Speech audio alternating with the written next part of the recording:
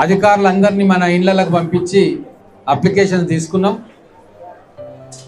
2-3 సార్లు అప్లికేషన్ తీసుకొని స్క్రూటనైజ్ చేసి ఎలిజిబుల్ క్యాండిడేట్లకు మన మహబూబ్నగర్ మండలంలో 20 గ్రామాల్లో 511 రేషన్ కార్డులను ఇచ్చినాం. వీళ్ళందరికీ కూడా సన్న బియ్యం ఈ రోజు నుంచే ఇస్తారు. మీరు రేషన్ కార్డులో పోయి ఆ డీలర్కు చూపిస్తే మీకు మనిషికి 6 కిలోల చొప్పున సన్న బియ్యం వస్తుంది.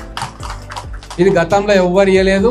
ఇప్పుడు కేవలం కాంగ్రెస్ ప్రభుత్వం అధికారంలోకి వచ్చినాక చెయ్యి గుర్తు పార్టీ మేము ఇచ్చినాం.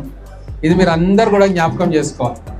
ఇంతకుముందు ఏమైతుండే, దొడ్డు బియ్యం తీసి అక్కడికక్కడనే తీసి షాపులలో అమ్ముకొని మీరు సన్న బియ్యం కొనుక్కుంటుండే. మీకు నెలకు దాదాపుగా ఒక 20 కేజీల కుటుంబానికి అవసరమైతే మీకు 1000 రూపాయలు ఖర్చు అవుతుండే. కానీ ఇప్పుడు రూపాయి కూడా ఖర్చు కాకుండా మీ అందరికీ కూడా ప్రభుత్వమే సన్న బియ్యం ఇస్తుంది.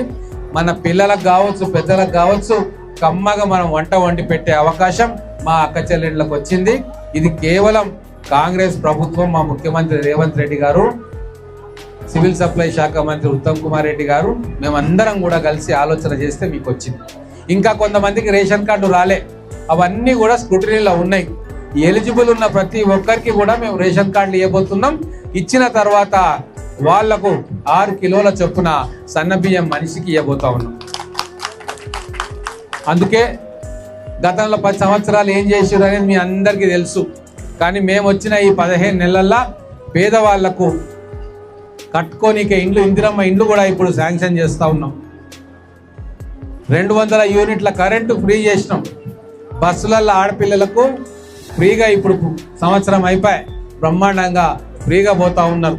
కూరగాయలు అమ్మేటోళ్ళు, రైతులు మార్కెట్కు పోవాలన్నా, సామాన్ తెచ్చుకోవాలన్నా, పెళ్లికి పోవాలన్నా, గుళ్ళకు పోవాలన్నా రూపాయి ఖర్చు లేకుండా మా మహిళలకు ఈరోజు ఉచితంగా రవాణా సౌకర్యం కల్పిస్తూ ఉన్నాం. గ్యాస్ సిలిండర్లు కూడా దాదాపు తెలంగాణలో 50 లక్షల కుటుంబాలకు 500 రూపాయలకే సిలిండర్ ఇస్తూ ఉన్నాం.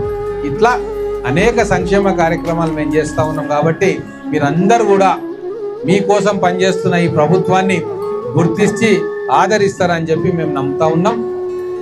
ఏ ఇబ్బంది ఉన్నా మీకు రేషన్ షాపులల్లో ఏమైనా పొరపాట్లున్నా మా స్థానిక కాంగ్రెస్ నాయకుల దృష్టికి తీసుకురండి. వాళ్ళు మా దృష్టికి తీసుకొస్తే నేను అధికారుల దృష్టికి తీసుకొస్తా ఉన్నాను. 1 కిలో బియ్యం కూడా బయటికి పోవడానికి వీలు లేదు. ఏ లబ్ధిదారులకైతే ఆ బియ్యం వాళ్ళ పేరు మీద వచ్చిందో ఖచ్చితంగా వాళ్లకు అది చెందాల్సిందే. నేను కూడా మీ అందరికీ చెప్తా ఉన్నా, ఆ బియ్యం మాత్రం తీసుకొని ఇళ్లలో పెట్టుకోండి. ఒకవేళ మీకు అవసరం లేకున్నా రేపు ఇంట్లో ఏదైనా